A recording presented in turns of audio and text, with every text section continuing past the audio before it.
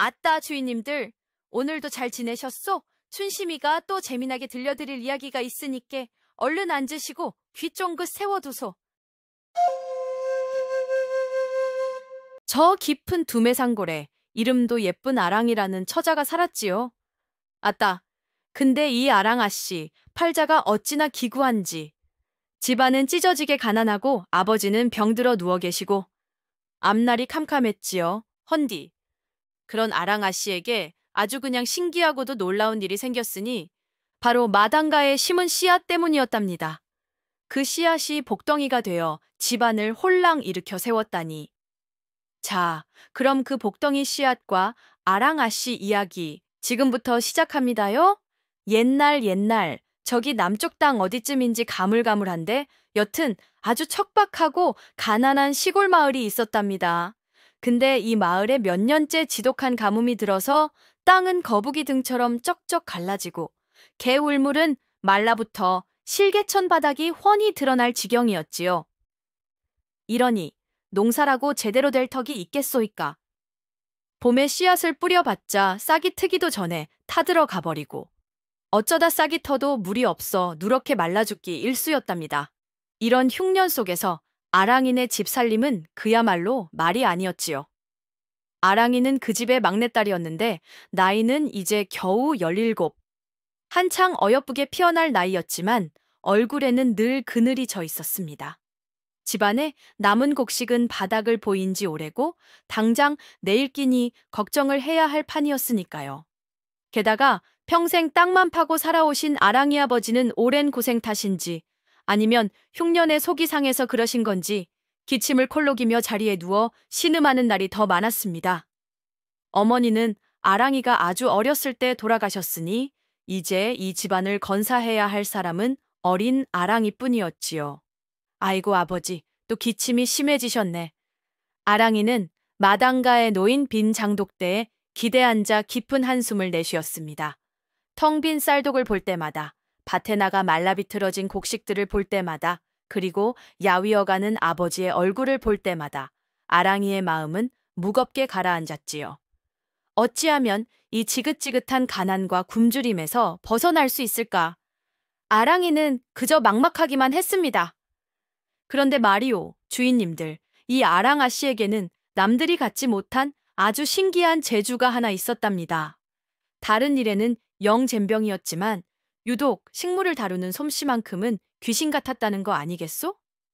마치 손끝에 무슨 요술이라도 부리는 것처럼 아랑이의 손길이 닿으면 시들시들 말라가던 화초도 파릇파릇 생기를 되찾고 죽은 줄 알았던 나무에서도 새순이 돋아났다고 합니다.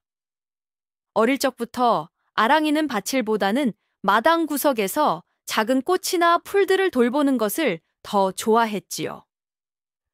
남들이 보기에는 그저 풀떼기 만지작거리는 철없는 아이처럼 보였겠지만 아랑이는 식물들과 이야기를 나누는 듯 교감하는 능력이 있었던 모양입니다. 어떤 흙을 좋아하고 물은 언제 얼마나 줘야 하는지 햇볕은 얼마나 쬐어야 하는지를 굳이 배우지 않아도 척척 알았지요. 한 번은 옆집 할머니가 애지중지 기르던 난초가 병이 들어 거의 죽게 되었는데 아랑이가 며칠 동안 정성껏 돌봐주었더니 언제 아팠냐는 듯이 다시 싱싱하게 살아나 고운 꽃까지 피웠다는 거 아니겠소? 또 한 번은 마을 어기고목나무가 속이 텅 비어 고사 직전이었는데 아랑이가 흙을 북돋아주고 썩은 부분을 정성껏 도려내고 약초물을 주었더니 다음 해 봄에 기적처럼 새잎이 돋아났다고 합니다. 아이고, 아가, 내 손은 정말 약손이로구나. 죽은 나무도 살려내니 말이다. 병석에 누워 계신 아버지도 딸의 그런 신기한 재주를 볼 때마다 기특해하며 칭찬을 아끼지 않았습니다. 하지만 동시에 마음 한 구석이 아려왔지요. 저리 고운 재주를 가졌는데 하필 이리 가난한 집에 태어나 밥 굶는 걱정이나 하게 하다니 내 죄가 크다. 아버지는 가난한 현실 앞에서 딸에게 아무것도 해줄 수 없는 자신의 처지가 너무나 한스러웠습니다. 아랑이 역시 자신의 손재주가 그저 죽어가는 식물을 살리는 것 외에는 아무런 쓸모가 없다고 생각하며 속상해했지요. 이 손으로 차라리 돈이라도 벌 수 있다면 좋을 텐데. 아버지, 약값도 마련하고 배불리 밥도 먹을 수 있을 텐데. 하지만 척박한 땅에서는 아랑이의 손길도 별 소용이 없었고 그녀의 재주는 그저 작은 위안거리에 불과했습니다. 가난과 아버지 병수발만으로도 힘겨운 아랑이에게 또 다른 골칫거리가 있었으니 바로 마을 이방의 망나니 아들 학수라는 놈이었습니다. 이 학수라는 놈이 어떤 놈이냐 허면 아비가 이방이라고 제법 힘께나 쓴다고 온갖 못된 짓은 다 하고 다니는 아나무인 격인 놈이었지요. 나이는 20살 남짓 되었는데 일은 안 하고 허구한 날 술이나 마시고 노름판을 기웃거리거나 힘없는 백성들을 괴롭히는 것이 낙인 그런 한량이었답니다. 그런데 이 못된 학수놈이 언제부턴가 아랑아 씨를 졸졸 따라다니며 귀찮게 굴기 시작했습니다. 처음에는 그저 아랑이의 어여쁜 외모에 반해서 추근대는가 싶었는데 나중에는 아랑이의 그 신기한 손재주, 죽은 식물도 살려낸다는 소문을 듣고는 다른 흑심을 품게 된 것이지요. 저 계집을 내 옆에 두면 뭔가 쓸모가 있겠다 하는 아주 간악한 생각을 한 것입니다. 학수는 아랑이네 집이 가난하고 아버지가 병들었다는 약점을 틀어쥐고 아주 비열한 방법으로 아랑이에게 접근했습니다. 그는 어느 날 아랑이네 오두막으로 뻔뻔하게 찾아와서는 이렇게 말했지요. 아랑아, 내가 네 딱한 사정을 익히 듣고 있다. 네 아비 약값이며 밀린 빚 때문에 고생이 많다지. 내 너그러이 네 아비가 관에 진 빚을 탕감해주고 네 집안 살림도 넉넉하게 돌봐주겠다. 아랑이가 의아한 표정으로 쳐다보자 학수는 음흉한 미소를 지으며 본색을 드러냈습니다. 대신 조건이 있다. 너는 오늘 밤부터 내 수청을 들거라. 내 눈에 들었으니 내 복인 줄 알아라, 이년아. 아이고, 주인님들, 이런 천하에 몹쓸 놈이 있나. 힘없는 처녀에게 저런 더러운 요구를 하다니. 정말 인간 말종이 따로 없구먼요. 아랑이는 너무나 큰 충격과 모욕감에 얼굴이 새하얗게 질렸습니다. 이방 아들, 학수의 그 더럽고 파렴치한 요구 앞에 아랑이는 잠시 할 말을 잃고 부들부들 떨었습니다. 가난하고 힘없는 자신을 이리 쉽게 능멸할 수 있다는 사실에 참을 수 없는 분노와 서러움이 치밀어 올랐지요. 하지만 아랑이는 결코 나약한 처녀가 아니었습니다. 그녀에게는 척박한 환경 속에서도 꺾이지 않는 씩씩함과 강인한 자존심이 있었지요. 아랑이는 두 주먹을 불끈 쥐고 학수를 똑바로 노려보며 있는 힘껏 소리쳤습니다. 싫습니다. 그 목소리가 어찌나 단호하고 차가웠던지 학수조차 순간 움찔할 정도였답니다. 나는 비록 가난하고 힘없는 농부의 딸이지만 당신 같은 사람에게 몸을 더럽히며 살 생각은 추호도 없습니다. 차라리 굶어 죽을지언정 그런 짓은 절대 못합니다. 아랑이의 그 당찬 기세에 학수는 잠시 당황했지만 이내 얼굴이 벌개지며 길길이 날뛰기 시작했습니다. 뭐시? 인연이 감히 내 제안을 거절해? 내까짓 게 뭐라고? 내년이 지금 무슨 처지인지 잊었느냐? 당장 내 말 한마디면 네 아비는 옥에 갇히고 내년은 관기로 끌려갈 수도 있단 말이다. 학수는 온갖 협박을 퍼부으며 아랑이를 굴복시키려 했지만 아랑이는 눈 하나 깜짝하지 않았습니다. 오히려 더욱 차가운 눈빛으로 학수를 쏘아보며 말했지요. 협박하신다고 제가 넘어갈 줄 아십니까? 만약 당신이 계속 저를 괴롭힌다면 저는 이 사실을 사또께 직접 고발할 것입니다. 아무리 당신 아버지가 이방이라 한들 하늘 아래 죄짓고 숨을 곳은 없을 것입니다. 아이고, 우리 아랑아 씨, 배짱 좀 보소. 저런 망나니 앞에서도 조금도 기죽지 않고 할 말 다 하는 것 좀 보소. 학수는 아랑이의 그 당돌한 태도에 그만 말문이 막혔습니다. 저 어린 계집애가 저리 강하게 나올 줄은 몰랐던 것이지요. 그는 분에 못 이겨 내인년 후회하게 될 것이다. 하고 악담을 퍼붓고는 침을 퇴뱉고 돌아섰습니다. 하지만 그냥 물러설 학수가 아니었지요. 그는 앙심을 품고 어떻게든 아랑이를 괴롭혀 복수하고야 말겠다고 아주 독한 마음을 먹게 된 것입니다. 아랑이는 비록 당장은 위기를 넘겼지만 이제 학수의 본격적인 보복이 시작될 것을 예감하며 더욱 굳게 마음을 다잡아야 했습니다. 이방 아들 학수에게 단호하게 맞서기는 했지만 아랑이의 마음은 편치 않았습니다. 언제 학수가 다시 찾아와 행패를 부릴지 몰랐고 아버지 약값과 집안 살림 걱정은 여전히 그녀의 어깨를 무겁게 짓눌렀지요. 정말 이대로는 안 되겠다. 뭐라도 해야 한다. 아랑이는 다음 날 아버지 약에 쓸만한 약초라도 직접 캐볼 요량으로 뒷산으로 향했습니다. 비록 자신이 아는 약초는 몇 가지 되지 않았지만 지푸라기라도 잡는 심정이었지요. 그녀는 산길을 오르며 이곳저곳을 헤맸지만 워낙 가뭄이 심한 탓인지 쓸만한 약초는 눈에 띄지 않았습니다. 한참을 헤매다 보니 그만 길을 잃고 말았습니다.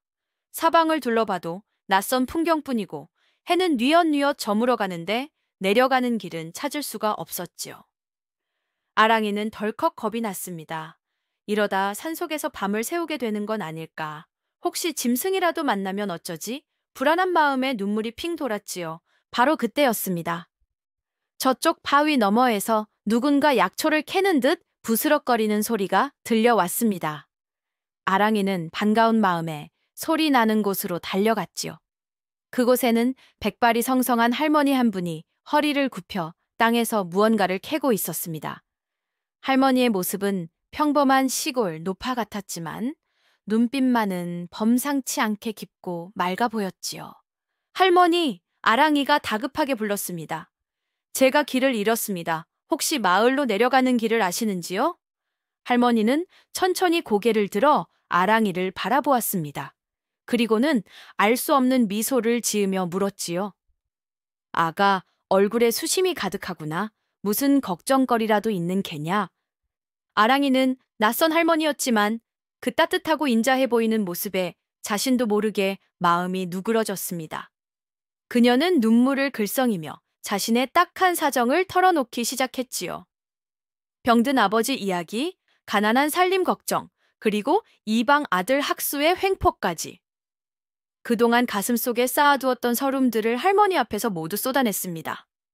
할머니는 아랑기의 이야기를 묵묵히 들어주었습니다. 그리고는 아랑이의 어깨를 부드럽게 두드리며 위로해 주었지요. 쯧쯧! 내 어린 나이에 참으로 고생이 많구나. 할머니의 눈빛에는 깊은 연민이 담겨 있었습니다. 그리고는 품속에서 무언가를 꺼내 아랑이에게 내밀었습니다. 그것은 아주 작고 볼품없는 씨앗 몇 알이었습니다. 이것을 받아라, 아가. 할머니가 말했습니다. 이것은 아주 귀한 씨앗이니 내 집 마당과 볕이 가장 잘 드는 곳에 심고 정성껏 물을 주며 돌보거라. 내 정성이 지극하면 이 씨앗이 너에게 큰 복을 가져다 줄지도 모른다. 아랑이는 얼떨결에 씨앗을 받아들었습니다. 하지만 할머니, 이게 무슨 씨앗인데요? 그것은 네 스스로 알아내야 할 것이다. 할머니는 알 수 없는 미소만 지을 뿐 더 이상 설명해 주지 않았습니다. 그리고는 이제 그만 내려가 보거라. 저쪽 길로 가면 마을이 나올 것이다. 하고 손짓했지요. 아랑이가 감사 인사를 하고 잠시 한눈을 판 사이 할머니는 홀연히 사라지고 없었습니다. 마치 처음부터 없었던 사람처럼 말이지요. 산에서 내려온 아랑이는 손에 쥔 작은 씨앗들을 보며 깊은 생각에 잠겼습니다. 정말 이 씨앗이 복을 가져다 줄까? 아니면 그저 늙은 할머니의 허황된 말일 뿐일까? 반신반의하는 마음이었지만 지금 그녀에게는 지푸라기라도 잡고 싶은 심정이었지요. 믿져야 본전이라는 생각으로 그녀는 노파의 말대로 씨앗을 심어보기로 결심했습니다. 아랑이는 집으로 돌아와 마당 구석, 햇볕이 가장 잘 들고 다른 풀들이 자라지 않는 깨끗한 땅을 골랐습니다.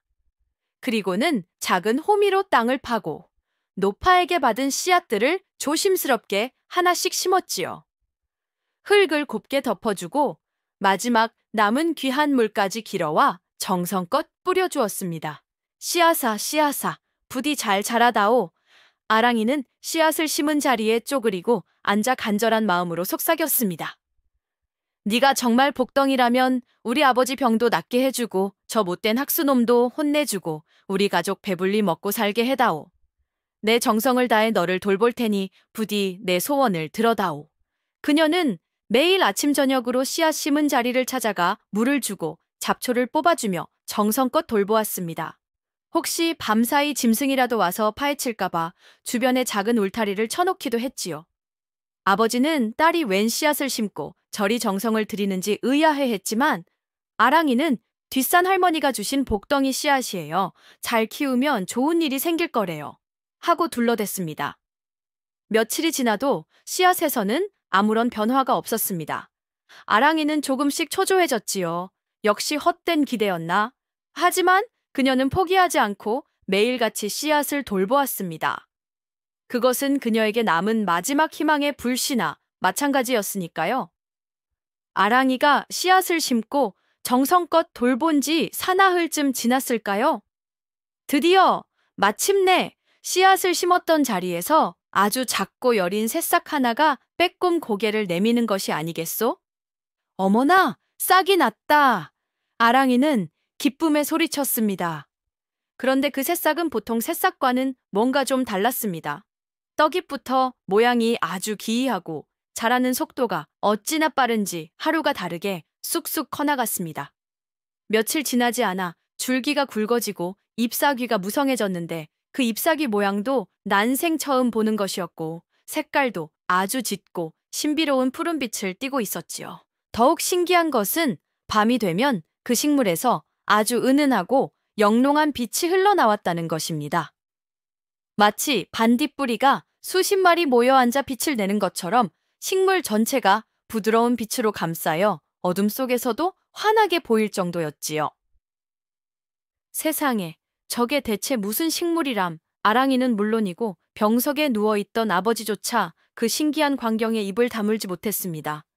마을 사람들 역시 아랑이네 마당에서 밤마다 이상한 빛이 난다는 소문에 수군거리기 시작했지요. 아랑이는 신기하면서도 한편으로는 두려운 마음이 들었습니다. 이 식물이 정말 복을 가져다 줄까? 아니면 혹시 요사스러운 것은 아닐까? 그녀는 이 사실이 못된 학수나 다른 사람들에게 알려지면 무슨 일이 벌어질지 몰라 낮에는 평범한 풀처럼 보이도록 주변에 다른 풀들을 심어 위장하고 밤에는 몰래 식물을 돌보며 이 사실을 철저히 비밀에 붙였습니다. 아랑이가 신비한 식물을 비밀리에 키우며 작은 희망을 키워가고 있을 때 이방 아들 학수놈의 횡포는 날이 갈수록 더 심해졌습니다. 아랑이가 자신의 요구를 거절한 것에 앙심을 품고 어떻게든 그녀를 괴롭혀 굴복시키려 했던 것이지요.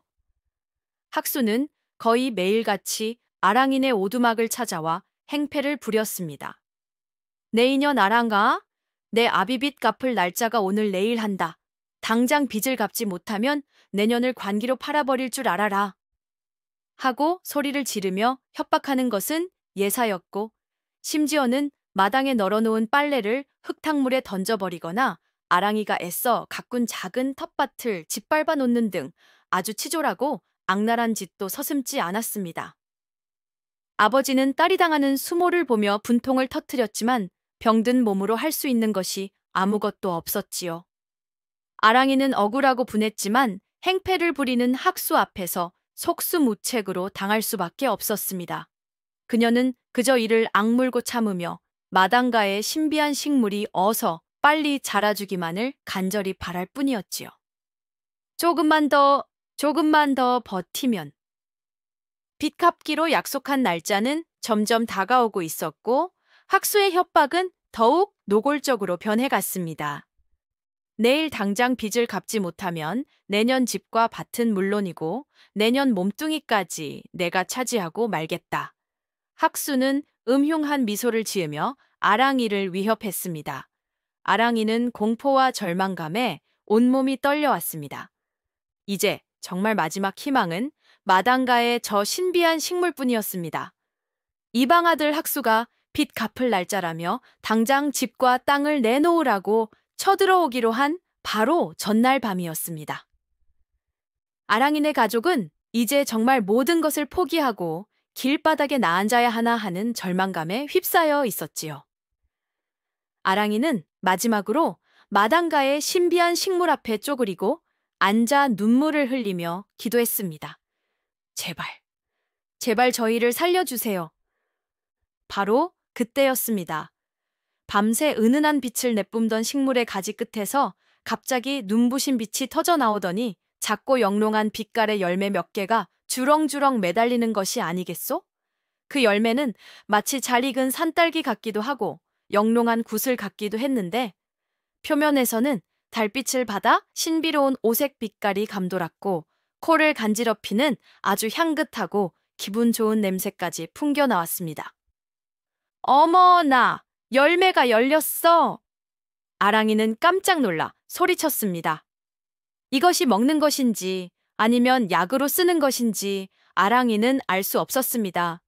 하지만 이 신비한 열매가 분명 보통 물건이 아니며 자신들을 구할 마지막 희망이라는 것을 직감했지요. 그녀는 떨리는 손으로 조심스럽게 열매 몇 개를 따서 깨끗한 천에 싸서 품속에 간직했습니다. 그리고 내일 아침 이 열매를 가지고 어떻게든 학수의 횡포를 막아내리라 굳게 다짐했지요. 아이고, 드디어 신비한 식물이 보답을 하는구먼요. 과연 저 영롱한 열매는 어떤 힘을 가지고 있을까요? 다음 날 아침이 밝자마자 아랑이는 품속에 숨겨둔 신비한 열매를 가지고 마을에서 가장 학식 높고 덕망 있는 어른인 김영감을 찾아갔습니다. 김영감은 평생 책을 읽고 수양을 쌓아온 분이라 혹시 이 기이한 열매에 대해 아는 바가 있지 않을까 하는 생각이었지요. 김영감은 아랑이가 내민 작고 영롱한 열매를 보고는 눈을 크게 떴습니다. 그는 조심스럽게 열매를 받아들고 이리저리 살펴보았지요. 돋보기까지 꺼내 쓰고 한참 동안 열매의 빛깔과 모양 그리고 향기를 맡아보더니 이내 놀라움과 감탄이 뒤섞인 표정으로 외쳤습니다. 아니, 아가야, 네가 이 귀한 것을 어디서 구했단 말이냐? 이것은 전설로만 내려오던 월정과가 아니더냐. 월정과요? 아랑이가 되물었습니다. 그렇다마다 김영감은 흥분을 감추지 못하고 말을 이었습니다. 옛 기록에 따르면 이 월정과는 달의 전기를 듬뿍 받고 자라는 신비로운 과일이라 하였느니라. 그 맛은 꿀보다 달고 향기는 1000리를 간다고 했지. 어디 그뿐이냐? 이 열매는 죽어가는 사람도 살려내고 먹으면 몸이 날아갈 듯 가벼워지며 신통한 기운까지 얻게 된다는 영약 중의 영약이니라. 이것은 돈으로도 살 수 없는 하늘의 보물이다. 아이고 세상에, 그 신비한 열매가 바로 그런 엄청난 보물이었다니. 아랑이는 김영감의 말을 듣고 입을 다물지 못했습니다. 그녀는 이제 이 월정과만 있다면 아버지의 병도 완전히 고칠 수 있고 빚도 갚고 저 못된 학수의 횡포에서도 벗어날 수 있다는 희망에 부풀었지요. 김영감 역시 아랑이의 딱한 사정을 듣고는 아가야, 내 효심과 정성이 하늘을 감동시켜 이런 귀한 복을 내리신 계로구나. 내가 너를 도와 이 열매를 제값 받고 팔 수 있도록 해주마. 하며 기꺼이 돕겠다고 나섰습니다. 김영감의 도움으로 아랑이는 월정과 몇 알 중 하나를 한양의 큰 약재상에 아주 비싼 값에 팔 수 있게 되었습니다. 난생 처음 만져보는 큰 돈을 손에 쥔 아랑이는 감격의 눈물을 흘렸습니다. 그녀는 그 돈으로 가장 먼저 무엇을 했을까요? 아이고, 말해 뭐 하겠소이까. 당연히 아버지 약을 짓는 일이었지요. 아랑이는 그 돈으로 용하다는 의원을 모셔와 아버지의 병을 진찰하게 하고 가장 좋고 귀한 약재들을 사다가 정성껏 다려드렸습니다. 그리고 남은 월정과 하나를 아버지께 조심스럽게 드렸지요. 아버지, 이것이 달의 전기를 받은 귀한 열매라 하옵니다. 드시고 어서 기운 차리세요. 아버지는 딸의 효심에 감동하여 눈물과 함께 열매를 받아 드셨습니다. 그런데 이게 웬일이랍니까? 월정과를 드신 아버지는 그날 밤 아주 편안하게 깊은 잠에 드시더니 다음 날 아침에는 언제 아팠냐는 듯이 몸이 가뿐해지고 기침도 멎은 것이 아니겠소? 얼굴에는 혈색이 돌고 눈빛에는 생기가 넘쳤습니다. 며칠 지나지 않아 아버지는 병석에서 완전히 일어나 예전처럼 바치를 거들 수 있을 정도로 건강을 되찾으셨답니다. 아이고, 아랑아, 이게 꿈이냐 생시냐? 내 몸이 이렇게 거뜬해지다니. 아버지는 딸의 손을 잡고 기뻐 어쩔 줄 몰라 했습니다. 월정과의 신비한 효능은 정말 놀라웠습니다. 아랑이는 아버지의 기적 같은 회복에 또 한 번 기쁨의 눈물을 흘렸고, 이제 남은 빚 문제와 학수의 횡포만 해결하면 정말 행복하게 살 수 있을 것이라는 희망에 부풀었지요. 하지만 그 소문이 또 누구 귀에 들어갔겠소이까? 아랑이네 집에 월정과라는 신비한 열매가 열리고, 그 열매 덕분에 아버지가 병석에서 벌떡 일어났다는 소문은 또다시 온 마을에 삽시간에 퍼져나갔습니다. 처음에는 설마 하고 반신반의하던 사람들도 건강해진 아랑이 아버지의 모습을 직접 보고 나서는 입을 다물지 못했지요. 참말로 신기한 일이로다. 그 월정과라는 것이 정말 영약인가 보네. 아랑이네 집 마당에 그런 보물이 열리다니. 사람들은 놀라워하며 아랑이네 집에 대한 부러움과 함께 약간의 경외심마저 갖게 되었습니다. 하지만 이 소식을 듣고 배가 아파서 잠을 못 이룬 자가 있었으니 바로 이방 아들 학수놈이었지요.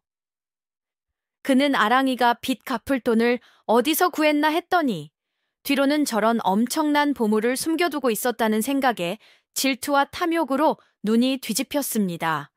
저것들 내 덕에 살려줬더니 뒤로는 저런 보물을 숨겨두고 나를 속였겠다.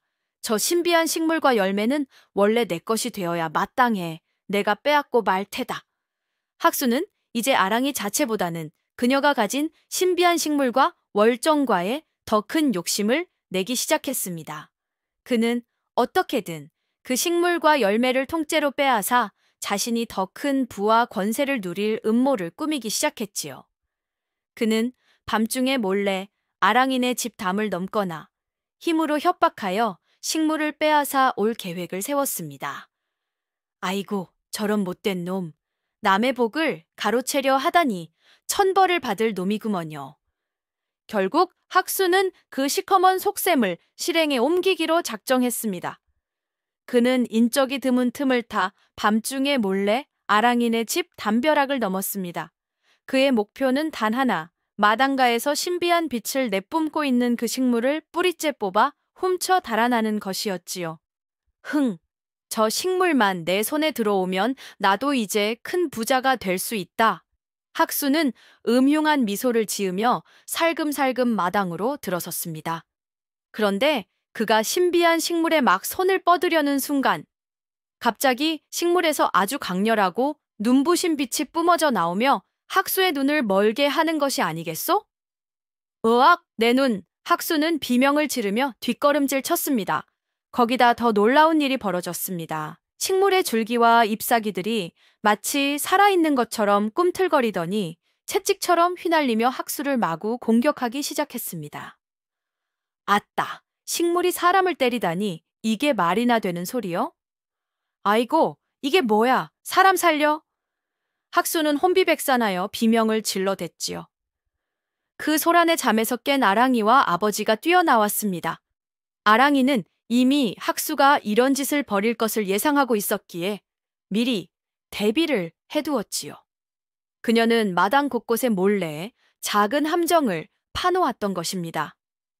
허둥지둥 도망치려던 학수는 아랑이가 파놓은 함정에 발이 걸려 보기 좋게 나뒹굴었고 그 사이 아랑이는 큰 소리로 외쳤습니다. 도둑이야, 도둑이야. 학수 도련님이 우리 집 식물을 훔치러 왔어요. 아랑이의 외침에 잠자고 있던 이웃들이 횃불을 들고 몰려 나왔습니다. 그리고 마당에서 나뒹굴고 있는 학수의 처참한 모습을 보고는 혀를 끌끌 찼지요. 아이고, 저 망나니. 남의 집 귀한 식물을 훔치려다 벌을 받은 게로구나. 쌤통이다. 욕심부리더니 꼴 좋다. 학수는 마을 사람들 앞에서 개망신을 당하고는 꽁무니를 빼며 줄행랑을 쳤답니다. 아이고, 통쾌해라. 저런 놈은 더 혼쭐이 나야 하는데 말이오. 이방 아들 학수가 밤중에 아랑이네 집에 침입해 신비한 식물을 훔치려다 혼쭐이 나고 도망갔다는 소문은 다음날 온 마을에 쫙 퍼졌습니다. 사람들은 학수의 파렴치한 행동을 손가락질하며 비난했고 동시에 아랑이네 집 식물에 대한 호기심과 신비감을 더욱 크게 느꼈지요. 하지만 아랑이는 이대로 가다가는 또 다른 욕심 많은 사람들이 식물을 노릴 수도 있고 괜한 오해나 분란이 생길 수도 있다고 생각했습니다. 그래서 그녀는 더 이상 숨기지 않고 마을 사람들을 모아놓고 신비한 식물에 대해 솔직하게 이야기하기로 결심했지요. 물론 모든 비밀을 다 털어놓은 것은 아니었답니다. 우리 아랑아 씨가 얼마나 지혜로운데요. 아랑이는 마을 사람들이 모인 자리에서 이렇게 말했습니다. 여러분, 저희 집 마당에 자라는 이 신기한 식물은 하늘이 저희 가족의 딱한 사정을 어여삐 여기시어 내려주신 것이라 생각합니다. 이 식물에서 열리는 월정과라는 열매는 병든 사람을 낫게 하는 귀한 힘을 가지고 있습니다. 사람들은 숨을 죽이고 아랑이의 말에 귀를 기울였습니다. 하지만 이 식물은 아무 때나 열매를 맺는 것이 아닙니다. 아랑이는 미리 준비한 듯 말을 이었습니다. 오직 착하고 정성스러운 마음으로 돌보는 사람에게만, 그리고 꼭 필요한 만큼만 그 귀한 열매를 내어줍니다. 만약 누군가 욕심을 부려 억지로 열매를 따거나 식물을 해치려 한다면 식물은 그 즉시 시들어버리고 다시는 열매를 맺지 않을 것입니다. 아랑이는 마치 뒷산 노파가 자신에게 했던 말을 전하듯이 아주 지혜롭게 식물의 비밀을 설명했습니다. 이것은 사실이기도 했지만 동시에 식물을 보호하고 사람들의 과도한 욕심을 경계하기 위한 그녀만의 방책이었지요. 마을 사람들은 아랑이의 말을 듣고는 모두 고개를 끄덕였습니다. 과연 그렇구먼. 하늘이 내린 보물이니 함부로 대해서는 안 되지. 아랑이의 정성이 갸륵해서 열매가 열린 게야. 사람들은 아랑이의 착한 마음과 정성을 칭찬하며 학수의 탐욕스러운 행동을 더욱 비난했습니다. 그리고 누구도 감히 아랑이네 식물을 함부로 넘보지 못하게 되었지요. 아이고, 우리 아랑아씨, 말솜씨도 보통이 아니구먼요. 저리 지혜롭게 대처하다니. 아들 학수가 망신을 당하고 온 동네 웃음거리가 되자 아버지인 이방 영감은 분노로 얼굴이 시뻘개졌습니다. 감히 내 아들을, 저 천한 것들이 똘똘 뭉쳐서 우리 집안을 능멸해.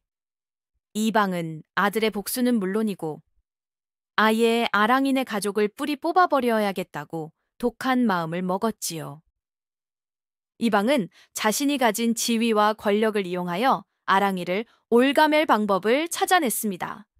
그는 당장 관아로 달려가 사또에게 거짓으로 고했지요. 사또, 큰일 났습니다. 저 아랫마을에 사는 아랑이라는 계집이 요사스러운 풀을 키워 민심을 현혹시키고 있사옵니다.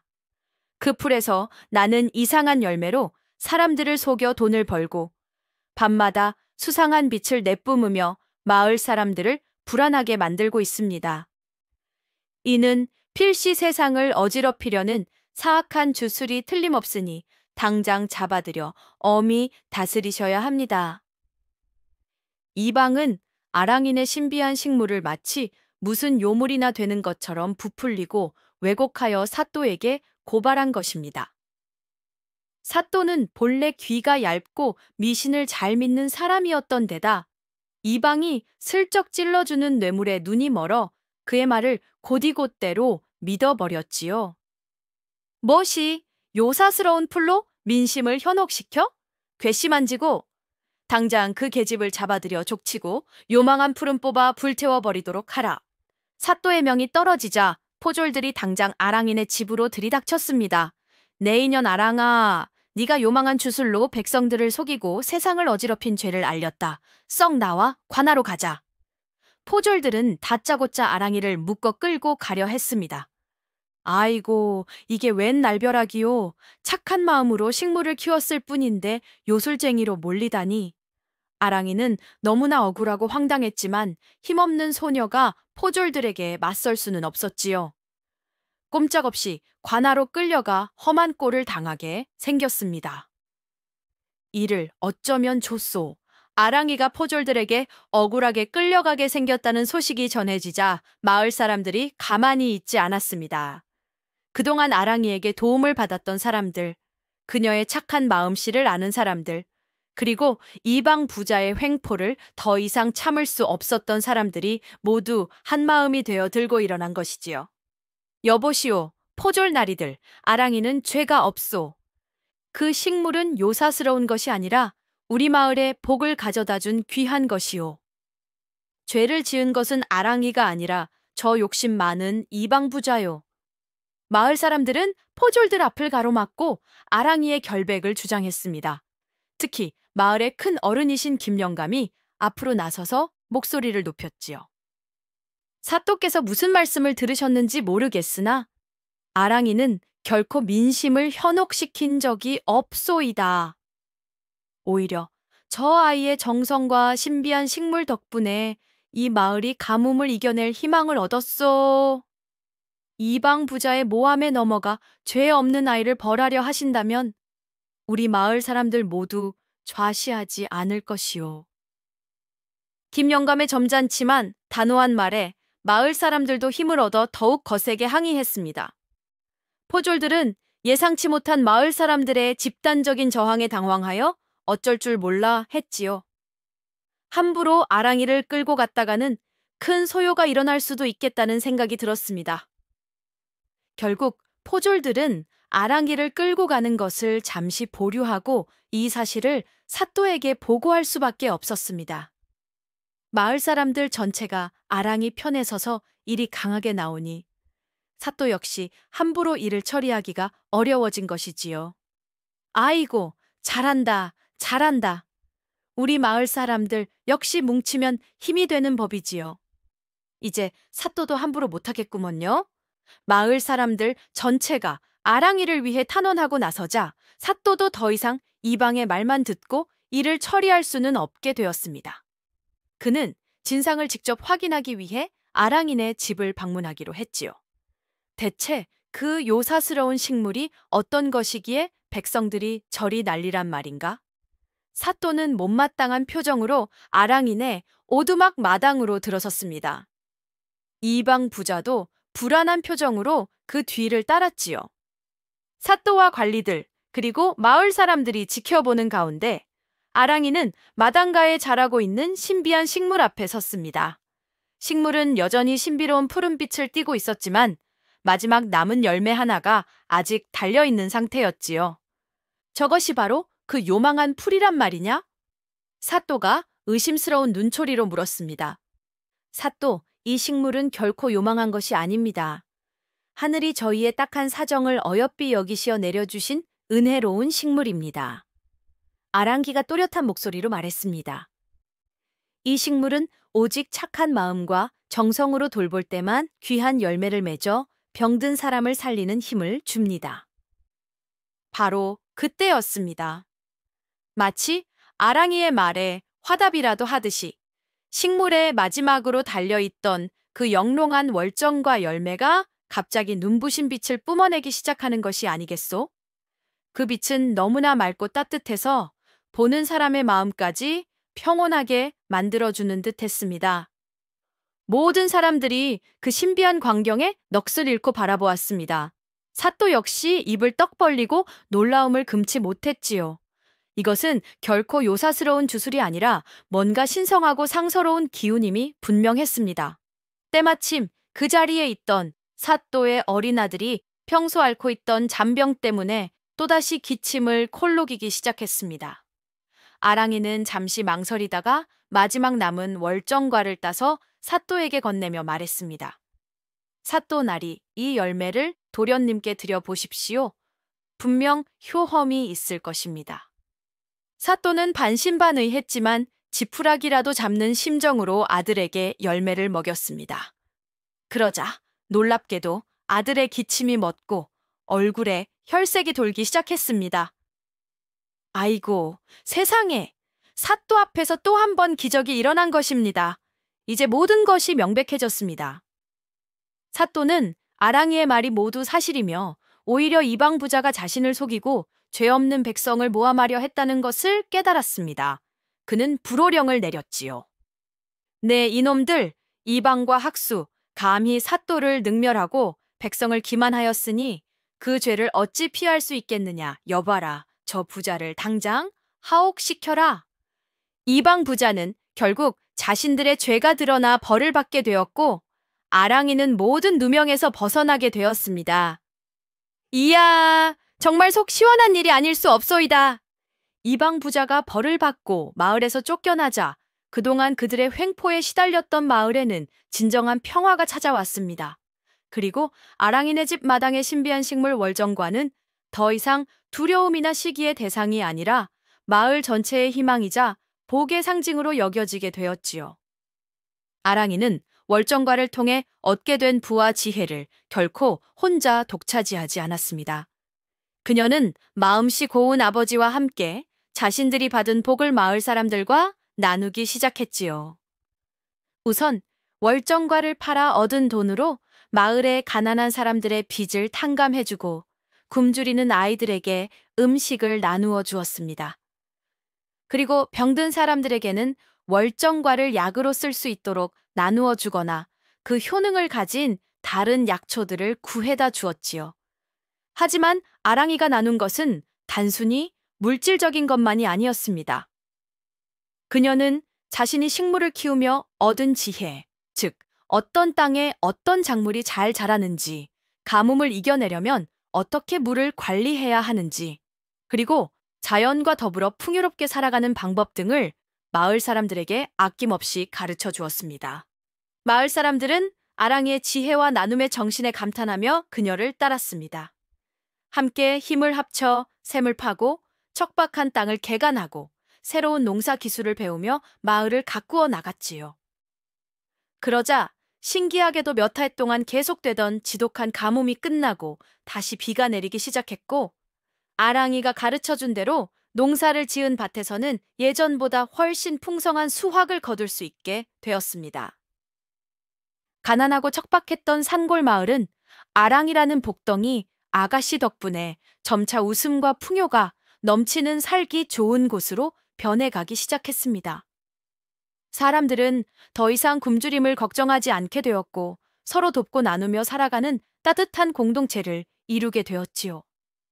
아이고, 아랑아씨, 정말 대단하구먼요. 혼자 잘 사는 것이 아니라 마을 전체에 복을 나누어 주었으니 말이요. 마을이 풍요로워지고 사람들의 얼굴에 웃음꽃이 피어나자 아랑이는 문득 자신에게 처음 씨앗을 주었던 뒷산의 신비한 노파가 생각났습니다.